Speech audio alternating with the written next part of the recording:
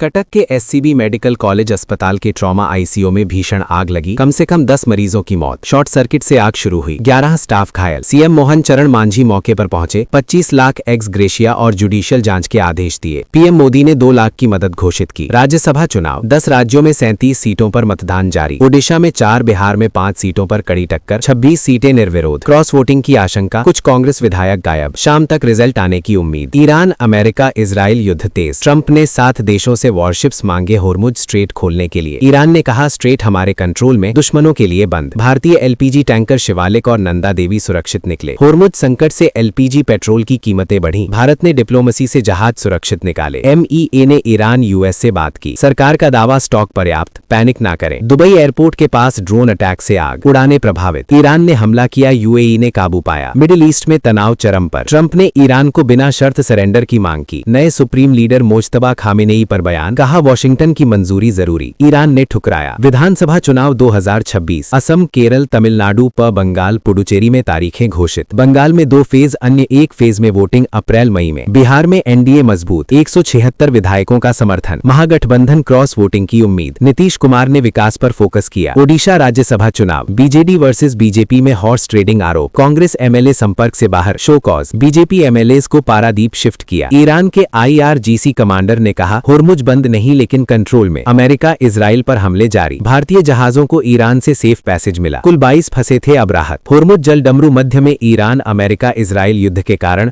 22 भारतीय जहाज फंसे थे। एमईए की डिप्लोमेसी से ईरान ने कुछ जहाजों को विशेष अनुमति दी। एलपीजी टैंकर शिवालिक और नंदा देवी सुरक्षित निकलकर भारत पहुंच रहे हैं। बाकी जहाजों के लिए प्रयास जारी। बंगाल चुनाव, टीएमसी वर्सेस बीजेपी, कांटे की टक्कर। 2 फेज में वोटिंग। पश्चिम बंगाल विधानसभा चुनाव 2026 में टीएमसी और बीजेपी के बीच तीव्र मुकाबला है। चुनाव आयोग ने 2 फेज में वोटिंग घोषित की, 23 अप्रैल और 29 अप्रैल। मतगणना 4 मई को होगी। ममता बनर्जी सत्ता बचाने की कोशिश में, बीजेपी बदलाव के मुद्दे पर आक्रामक। केरल में Congress versus LDF UDF, 1 phase में चुनाव। केरल विधानसभा चुनाव 2026 1 फेज में 9 अप्रैल को होगा। कांग्रेस, यूडीएफ और एलडीएफ वाम मोर्चा के बीच कड़ी टक्कर। पिनराई विजयन की सरकार बनाम विपक्ष। मतगणना 4 मई को। विकास, स्वास्थ्य और बेरोजगारी प्रमुख मुद्दे। तमिलनाडु में एआईएडीएमके वर्सेस डीएमके, 23 अप्रैल को वोटिंग। तमिलनाडु विधानसभा चुनाव 2026 1 फेज में 23 अप्रैल को होगा। DMK MK Stalin versus AIADMK के बीच मुख्य मुकाबला। मतगणना 4 मई। भाषा, विकास और सामाजिक न्याय जैसे मुद्दे हावी। दोनों पार्टियां जोरदार तैयारी में। असम में बीजेपी मजबूत स्थिति। 9 अप्रैल को चुनाव। असम विधानसभा चुनाव 2026 1 फेज में 9 अप्रैल को होगा। बीजेपी हिमंता बिस्वा शर्मा मजबूत स्थिति में। विपक्ष कांग्रेस और एआईयूडीएफ चुनौती दे रहे हैं। मतगणना 4 मई। विकास, बाढ़ और सीएए प्रमुख मुद्दे। बीजेपी सत्ता बरकरार रखने की कोशिश में। प्रयागराज में फर्जी आरपीएफ दारोगा गिरफ्तार। प्रयागराज में रेलवे प्रोटेक्शन फोर्स का फर्जी दारोगा पकड़ा गया। पुलिस ने जांच में पाया कि वो नकली यूनिफॉर्म और आईडी से लोगों को ठग रहा था। आरोपी को गिरफ्तार कर पूछताछ जारी। रेलवे सुरक्षा में ऐसी धोखाधड़ी पर सख्त कार्यवाही। ओडिशा पार्व 2026 समाप्त। ओडिया संस्कृति की सराहना। ओडिशा का पारंपरिक उत्सव पार्व 2026 सफलतापूर्वक समाप्त हुआ। इसमें ओडिया संस्कृति, नृत्य, संगीत और लोक कला की झलक दिखी। लोगों ने बड़े उत्साह से हिस्सा लिया। मुख्यमंत्री ने ओडिया विरासत की सराहना की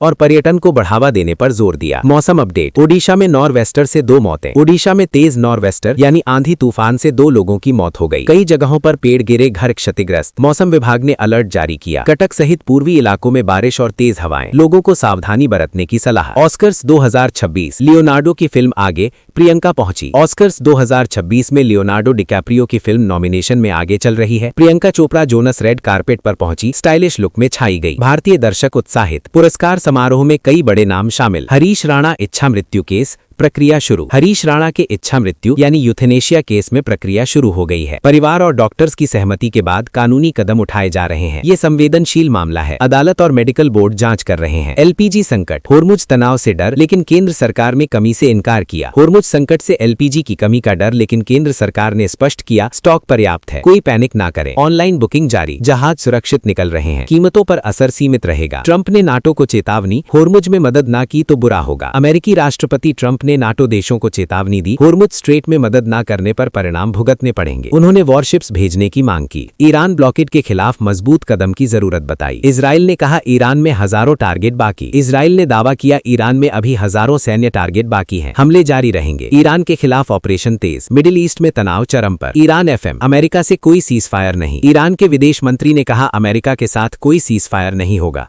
हमले जारी रहेंगे। होर्मुज स्ट्रेट पर कंट्रोल बनाए रखेंगे, दुश्मनों के जहाजों को रोकेंगे, युद्ध में कोई पीछे हटना नहीं। यूएस सीनेटर केन ने ट्रंप की ईरान नीति की आलोचना की। अमेरिकी सीनेटर केन ने ट्रंप की ईरान नीति की कड़ी आलोचना की, कहा यह खतरनाक और गैर जिम्मेदार है। युद्ध बढ़ाने से ग्लोबल अर्थव्यवस्था प्रभावित, डिप्लोमेसी पर जोर देने की मांग। लेटेस्ट अपडेट्स के लिए सब्सक्राइब बटन दबा देना।